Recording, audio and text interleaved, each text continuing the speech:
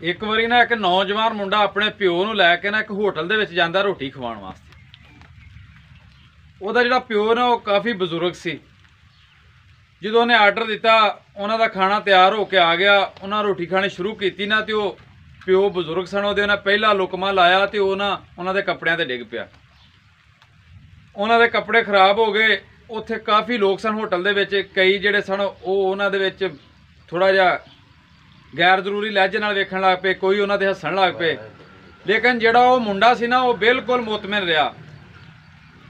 उन्हें अपने प्यो नूं बाजू तो फड़िया, वाशरूम च लैके गया, उन्हां दे कपड़े साफ किए, साफ करके उन्हां दे कंघी शंघी करके ते फिर दोबारा लियाण के प्यो नूं टेबल ते पाया ते खुद उन्हां नूं खाना खवाउण लग पिया। अपने प्यो नूं खाना शाना खा के जदों उत्थों निकले ना ते उस होटल दे विच एक होर बजुर्ग खाना खा रहे सन बैठे।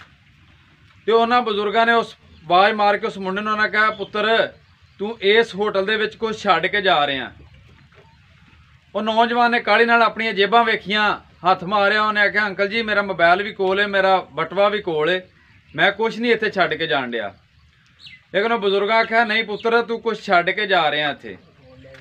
वो परेशान हो गया, आंदा जी दसो मैं की छड्ड के जा रहा। उन्हें कहा तू एक जिहड़े अज दे नौजवान ने उन्हां लई एक मैसेज छड्ड के जा रहे हैं, ਜਿਹੜੇ ਬਜ਼ੁਰਗ ਪਿਓ ਨੇ ਉਹਨਾਂ ਦੀ ਇੱਕ ਉਮੀਦ ਛੱਡ ਕੇ ਜਾ ਰਿਹਾ। ਤੂੰ ਗੱਲ ਦੱਸਣ ਦਾ ਮਕਸਦ ਇਹ ਵੇ ਵੀ ਤੁਹਾਡੇ ਵੀ ਮਾਂ ਪਿਓ ਨੇ, ਅਗਰ ਉਹਨਾਂ ਕੋਲੋਂ ਜ਼ਿੰਦਗੀ ਦੇ ਵਿੱਚ ਕੋਈ ਗਲਤੀ ਹੋ ਜਾਵੇ ਤੇ ਉਹਨਾਂ ਨੂੰ ਮਾਫ ਕਰ ਦਿਆ ਕਰੋ।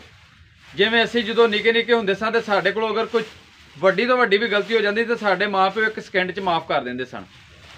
ਤੇ ਤੁਸੀਂ ਵੀ ਮਾਫ ਕਰ ਦਿਆ ਕਰੋ। ਉਹਨਾਂ ਦੀ ਖਿਦਮਤ ਉਸੇ ਤਰ੍ਹਾਂ ਕਰਿਆ ਕਰੋ ਕਿ ਜਿਸ ਤਰ੍ਹਾਂ ਸਾਨੂੰ ਉਹ ਆਪਣੇ ਹੱਥ ਦੇ ਨਾਲ ਖਾਣਾ ਖਵਾਉਂਦੇ ਸਨ। ਤੇ ਜਿਹੜੇ ਵੀ ਇਸ ਤਰ੍ਹਾਂ ਖਿਦਮਤ ਕਰਦੇ ਨੇ ਉਹਨਾਂ ਦੀ ਦੁਨੀਆ ਵੀ ਸਵਾਰੀ ਜਾਂਦੀ ਹੈ ਤੇ ਆਖਰਤ ਵੀ ਸਵਾਰੀ ਜਾਂਦੀ ਹੈ। ਬਾਕੀ ਮੇਰੀ ਦੁਆ ਹੈ ਅੱਲਾਹ ਪਾਕ ਤੁਹਾਨੂੰ ਖੁਸ਼ ਰੱਖੇ, ਹਮੇਸ਼ਾ ਹੱਸਦੇ ਰਹੋ ਤੇ ਵਸਦੇ ਰਹੋ।